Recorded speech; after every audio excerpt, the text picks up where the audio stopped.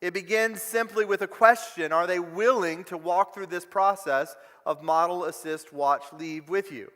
So let me explain each of these steps. Model is if you're going to visit somebody in the hospital as a pastor, that you would never go and do that alone, that you would always take someone with you to model that exercise of pastoral ministry with them. Bring a fat person along with you to share what it means to sit next to somebody who's dying in their hospital bed, or sit next to somebody who's having a crisis in their life and be able to share the gospel with them in that scenario.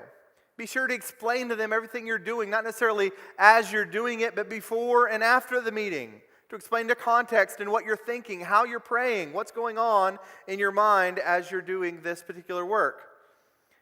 And you might say something like, I never try to leave the hospital without praying for the person who's sick. Just something as simple as that. I'm going to go and do this ministry. You're going to watch me do it. And just remember, before you leave, always pray for them.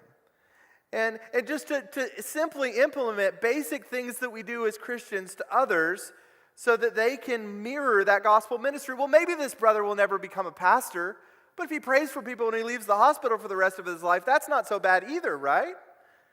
So we work to implement those things, to model those things in their life.